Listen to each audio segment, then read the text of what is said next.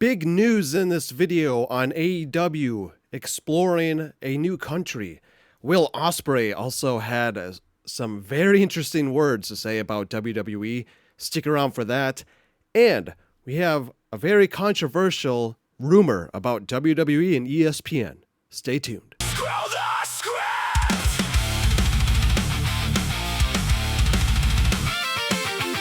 Welcome back, everybody, to Screw the Script. I'm your host, as always, Maverick. Thanks for joining me this Tuesday night. I'm back in my usual video format. I apologize again for the last video. I'm still recovering from being sick, but good enough to be in front of you guys on camera. Let's get right into the juiciness of this video, you guys. It's the top turnbuckle topics of the week. I couldn't just pick one again for this video. There's three big ones. There's two for AEW and then one for WWE, which I'll save the WWE one for last. Let's get into the good stuff with AEW first. And foremost, AEW Grand Slam France was officially announced yesterday afternoon. I knew I had to talk about this with you guys today on this video because this is monumentally big news for AEW.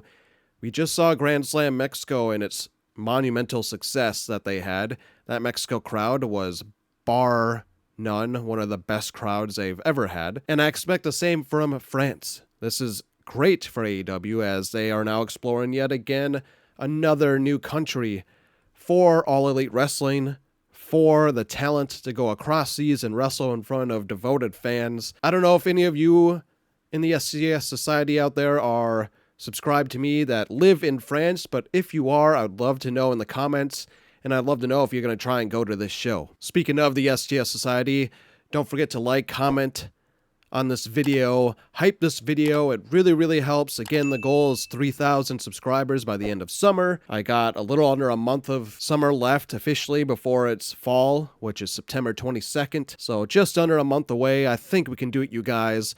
Let's keep growing the STS Society.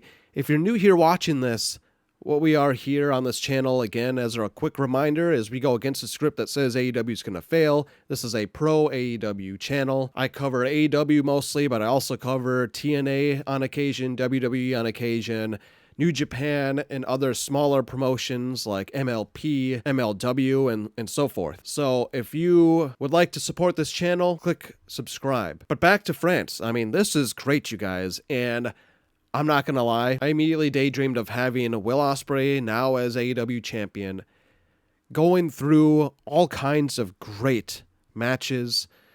To have dream matches for this France event would be him and Ilya. I made a video on Ilya last week being released by WWE. Johnny Gargano was rumored to, but it's not confirmed, so I did unfortunately fall for that, but forgive me, I was sick.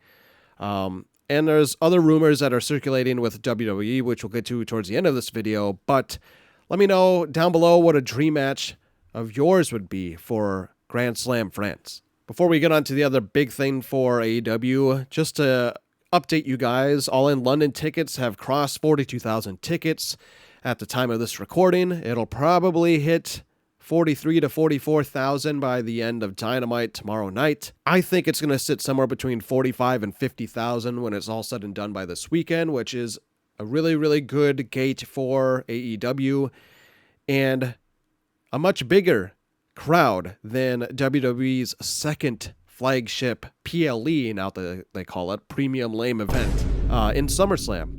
Night 1 and Night 2, neither of those nights got to 35,000. And before any of you who are watching that maybe new that are, E-stands or are going to hate on AEW because I see it left and right, that's why this channel is here, is to defend AEW when it needs to be. People are going to be like, oh, they always move the goalpost, Oh, that was only per night for SummerSlam. No, you guys, don't be naive and think that every single person that went to Night 1 was not the same person that went to Night 2. I know people personally that went to both nights, not just one. Even if I gave them the benefit of the doubt and was 50-50, you add another, 10,000, 15,000 more of that, it's still less than what All In is going to get for London. It is a win for AEW for being a 7-year-old company to have a show get that many.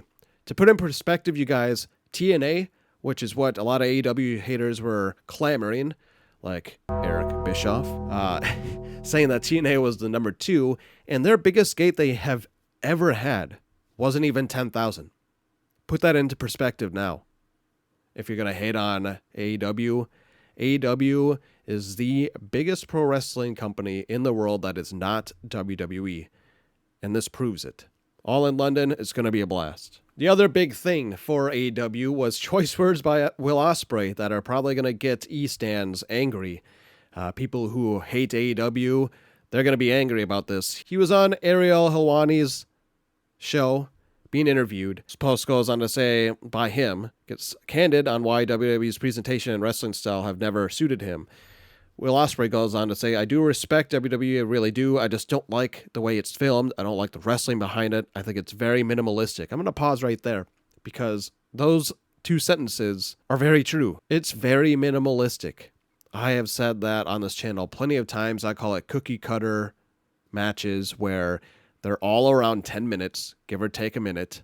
And you can even look at Raw for reference from yesterday. And they're the same format. It feels like every single match bleeds together.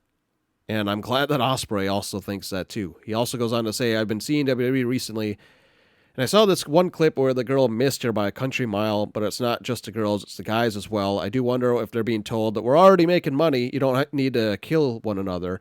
I'm not saying everyone kills each other in AEW at all, but there's just more contact, and I like that. And yes, you watch those matches too, same thing.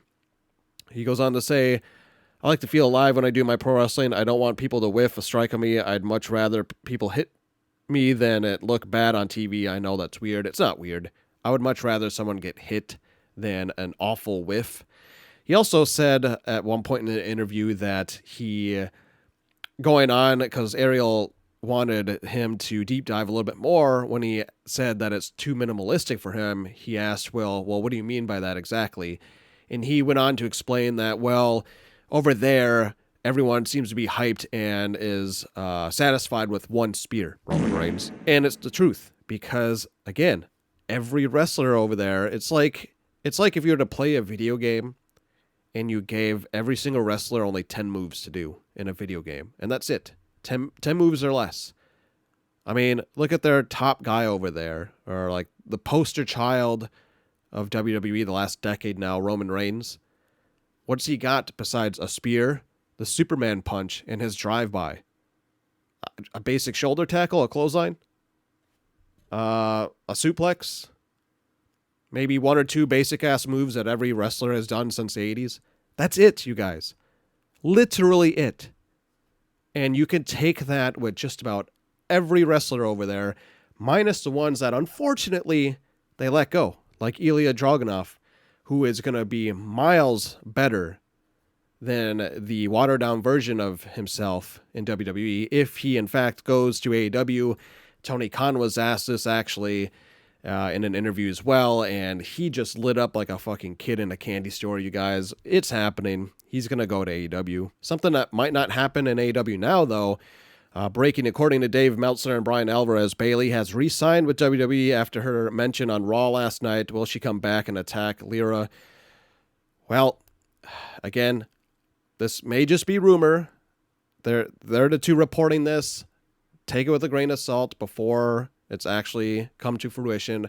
I will say I'd be a bit bummed if we don't get to see Davina Rose or Bayley in AEW to run it back with Mercedes Moné, but if she did choose to re-sign, best of wishes and luck to her, but I did want to report that really quick. And lastly, for AEW, before we go to WWE, Continental Cup Challenge tomorrow. The highlight match of the night is going to be Moxley and Claudio, the leader of the Death Riders versus what I would say is like the right-hand man of the Death Riders. Should be very, very interesting. These two met in the C2 last winter. Drop your predictions down below in the comments on what you think is going to happen here. Now on to the big WWE stuff, you guys. First, it's kind of all meshed together. It's one thing that's related to ESPN. It's more like two things, but it's ESPN related, so basically an umbrella one thing.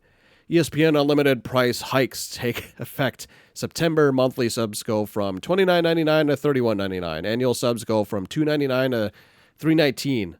So they're already increasing prices, even though the product hasn't gotten any better. Japanese broadcaster Abima announced that they will be discontinuing the distribution of WWE content as of Wednesday, September 30th. The last broadcast will be Raw on Tuesday, September 29th. You guys, this is the only Japanese broadcast that WWE has. And once they lose them, when they got them, I should say, I think around 2022, I could be mistaken, but somewhere around there, 20 years that they had WWE broadcast in Japan, and it's ending because Japanese broadcasting stations are like, we don't want this shit anymore, it sucks, and I don't blame them. Now, the big thing that I said that was controversial, kind of a rumor, there's apparently a report going around that ESPN was going to drop WWE only 1 year into their 5-year agreement, and it doesn't seem like it's entirely true. It's more so a huge rumor. ESPN denies SD Scoop's report. There is no truth to the report that we have decided not to renew. They never checked with us before publishing, and had they, we would have told them that was completely false. And this goes off of what BJ Bethel said. I tried contacting ESPN through support last night. Left a voicemail as well on support phone line. In fairness, I forgot about previous correspondence with Ben in April and his email, or I would have contacted him there. I'm also standing by my story, though. He's not agreeing that he had false information at all. So what is it? You know, it's a mess. I mean, they failed with the WWE Network. They should have made it better, and all would be good with WWE fans, but instead they got to watch on ESPN Disney Plus bundle and Netflix to watch their content.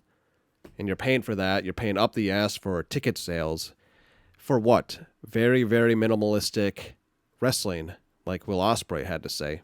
Now on to the DDT segment of this video.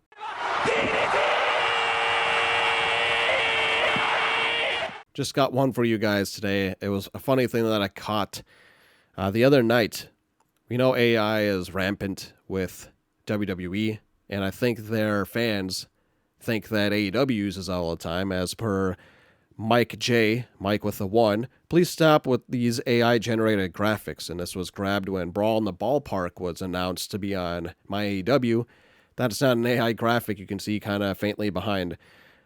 And it's funny because these 3 comments really made me laugh. This one goes, this is graphic design, not AI. I'm a graphic designer. It's very obvious as a good graphic design. This person says AEW specifically does not allow AI in their graphics. That's the other company. This isn't WWE, wrong company, bud. So for those 3 people basically calling your dumbass out, those are reasons why you are this video's DDT. That's all I had in this episode of Screw Scripts. Let me know down below your thoughts on what Will Ospreay had to say about WWE and turning down an offer. What are your thoughts on Dynamite coming up? What are your thoughts on Grand Slam France? And the recent rumors of WWE and ESPN. As always, this has been Maverick, Screw the Script. Thanks for watching.